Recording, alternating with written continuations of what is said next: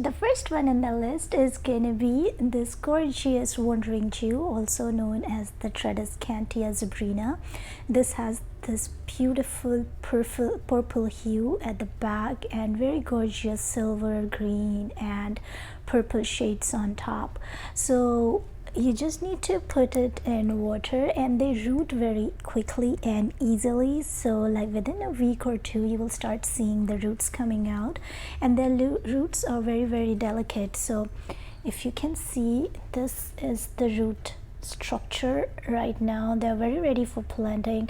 You can just put them in the soil and they'll just start growing.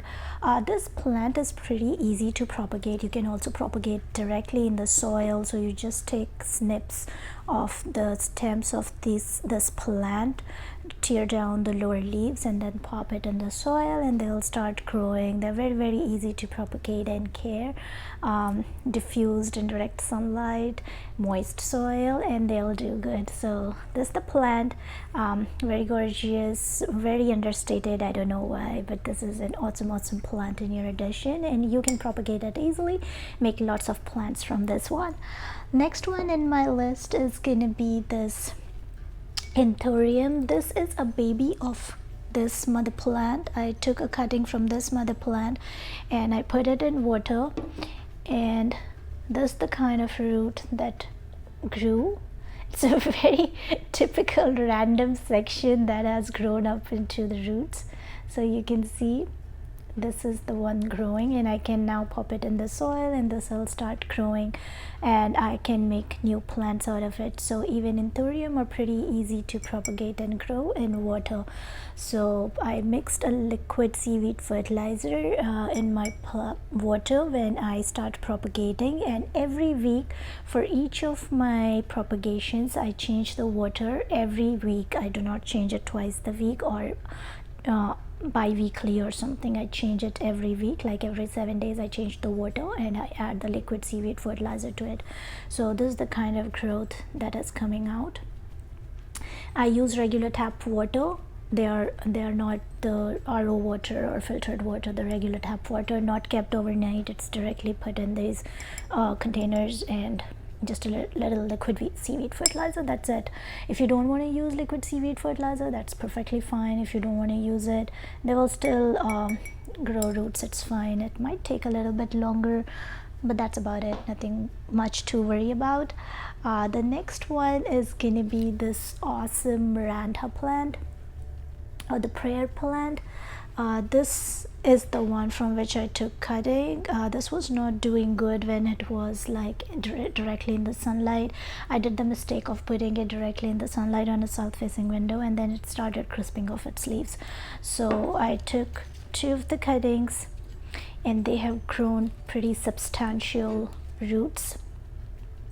You can see these are pretty substantial roots that have come out.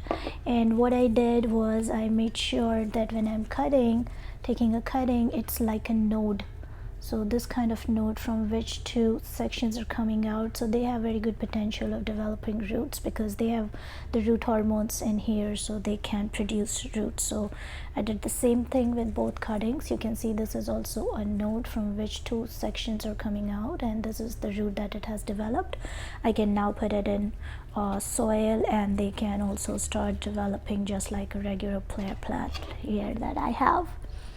Next one in my propagation thing is this schefflera stem cutting. It developed 1 root, this one, but it is okay. I can still pop it in soil and it will give me a brand new plant of my schefflera. And the combination of water and liquid seaweed fertilizer was the same one for this one. It's pretty much the same for all my plants. So this is my schefflera that gave me roots. Another one is this Janet Craig dracaena. This took a little while to develop roots. This was not very quick, like for a month or so, month and a half, there was nothing coming out of this plant, but at least it was not dying when I put the cutting in water. Here you can see the roots coming. They're completely water roots, and now I can put it in soil and make it a brand new plant. So although the roots coming were late of this plant, like a month and a half, nothing came out, but once the roots started popping up, they were pretty ferocious. So, and they grew really fast, and I have this like long roots of this plant. So this is also ready to go in soil, or it can stay in water for as much as I like. Next one is the pretty easy one. This is the golden pothos. And the good part is this is also a very easy to root plant. So this is also in water, and you can see the kind of root structure it has grown. It's pretty dense and good and healthy roots. So this plant, everybody knows, is pretty easy to put in water and propagate. Next one is another easy one. That's the Syngonium. It's the regular variety of Syngonium, the green one, and you can see the kind of root structure it has. Right now it's in plain water. It's not even liquid seaweed fertilizer in this water. This has stayed in this container or in water for the past 3 months, and this is the kind of root growth it has given me.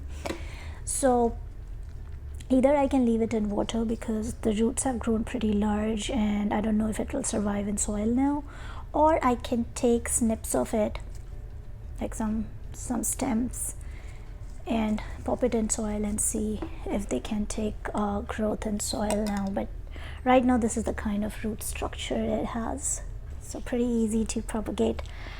The bonus one that I have is Hoya Carnosa.